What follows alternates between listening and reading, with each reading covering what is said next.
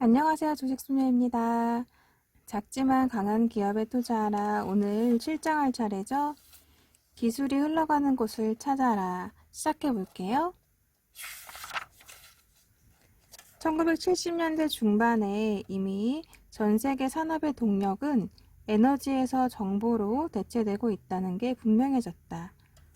에너지에서 정보로의 이행을 이해하면 아주 오랫동안 이어질 대단히 획기적인 메가 트렌드를 확인할 수 있다.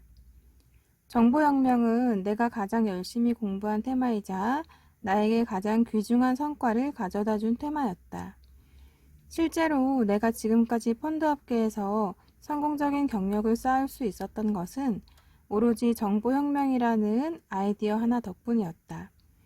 내가 운용한 포트폴리오의 가장 큰 부분이 바로 정보혁명이라는 테마를 중심으로 이루어졌기 때문이다.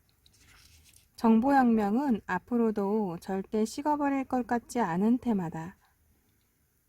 생산자가 아니라 사용자에 주목하라.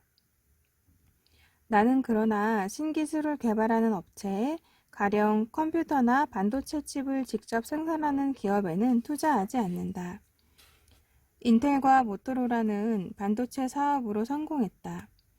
하지만 인텔과 모토로라보다 이들 두 회사의 고객들이 더 많은 돈을 벌었다.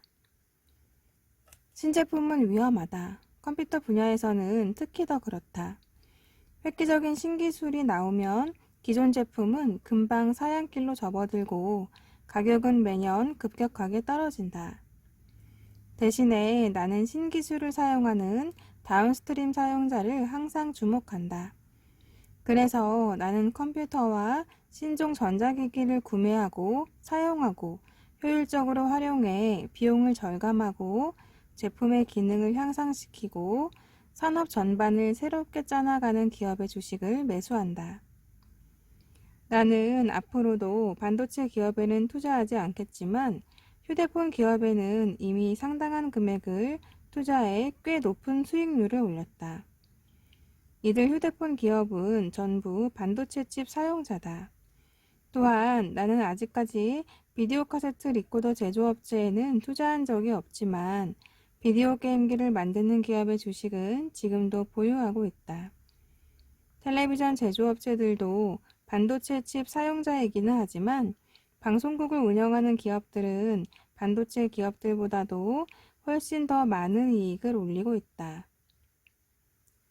신기술 기업에 바로 투자하는 것보다 신기술로부터 혜택을 얻은 사업 분야에 투자하는 다운스트림 투자가 더 현명한 투자 전략이라는 사실은 산업혁명 이후 충분히 검증됐다. 신기술의 등장으로 진짜 큰 돈을 번 사람들은 기관차 제조업체나 철도 기업들이 아니라 1880년대와 1890년대에 시카고의 부동산을 사두었던 사람들이다. 철도 부설과 함께 시카고가 인구 300만 명의 대도시로 변모하자 토지 가격은 엄청나게 치솟았다. 증기기관차 제조업체가 전부 합쳐 5만 달러를 벌었다면 철도 기업을 운영했던 당시의 소유 재벌들은 50만 달러를 벌었고 나중에 철도 중심지가 된 캔자스주 위치토시의 다운타운 지역 토지를 사들였던 투기꾼들은 500만 달러를 벌었다. 프로펠러 비행기보다 훨씬 더 크고 빠른 제트 여객기가 등장했을 때도 마찬가지였다. 제트 여객기는 항공기 산업을 완전히 변모시켰지만 돈을 번 쪽은 제너럴 일렉트릭이나 프렛 앤 휘트니, 롤스로이스 같은 제트 엔진 제조업체가 아니었다.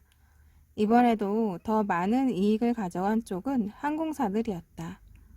앞서도 언급했지만 나는 당시 항공사들이 제트 여객기 덕분에 큰 돈을 벌 수 있을 것이라고 생각했고 그래서 항공사 주식에 투자해 높은 수익률을 올렸다. 물론 신기술이 어떻게 활용될지 파악하기 어려울 때도 있다. 팩시밀리가 제대로 활용되기 시작한 것은 처음 선을 보인 뒤 10여 년이 지난 다음이었다. 팩시밀리는 나뿐만 아니라 상대방도 갖고 있어야 비로소 쓸모가 있는 제품이기 때문이다. 일단 임계점을 넘어서야 수요가 급격히 늘어나기 시작한다. 그 이전까지는 아무도 잘 쓰지 않다가 갑자기 너도 나도 활용하는 것이다. 혁신적인 기술이 무엇인지 이해하고 그것으로부터 혜택을 얻는 다운스트림 분야에 투자하는 것이야말로 개인 투자자가 주식시장에 직접 투자할 때 반드시 염두에 두어야 할 핵심적인 개념이다. 미래의 목초지대는 그러면 다음에 등장할 획기적인 신기술은 무엇일까? 당연히 인터넷이 1순위로 손꼽힐 것이다. 인터넷이 각 산업 분야에서 고객과 제품, 고객과 서비스의 관계를 어떻게 변화시킬지 내다볼 수 있을 것이다.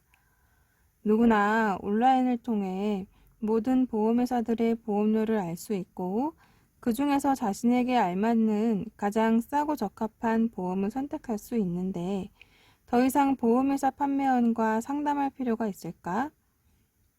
인터넷에 들어가면 다양한 여행 상품과 항공료, 객실료까지 전부 알 수 있는데 굳이 여행사 직원과 상담할 필요가 있을까? 인터넷 서점에 들어가서 주문하면 바로 다음날 배달되는데 동네 서점을 찾아가 주문을 해놓은 뒤 며칠씩 기다릴 필요가 있을까? 혹시 당신이 보험회사 판매원 혹은 여행사 직원이거나 동네에서 작은 서점을 하고 있다면 신중하게 직업에 대해 다시 한번 잘 따져보든가 당신이 제공하는 서비스의 질을 어떻게 하면 개선할지 깊이 연구해 봐야 할 것이다. 인터넷은 이미 여러 분야에서 수많은 변화를 몰고 왔지만 앞으로 더 많은 변화들이 우리를 기다리고 있다. 네, 이렇게 해서 오늘 7장 기술이 흘러가는 곳을 찾아라 제목하에 살펴봤고요. 오늘날을 살고 있는 우리에게는 인터넷이 굉장히 익숙하지만 랄프 웬저가 이 책을 썼을 당시 1996년인데요. 그 시절에 이렇게 인터넷에 대해서 이야기하고 있다는 것이 참 놀라웠습니다. 여러분들도 오늘 공부가 많이 되셨나요? 다음 시간에는 8장으로 또 찾아뵐게요. 오늘 함께 공부하신 여러분 모두 수고 많으셨고요. 다음 시간에 볼 때까지 모두 안녕!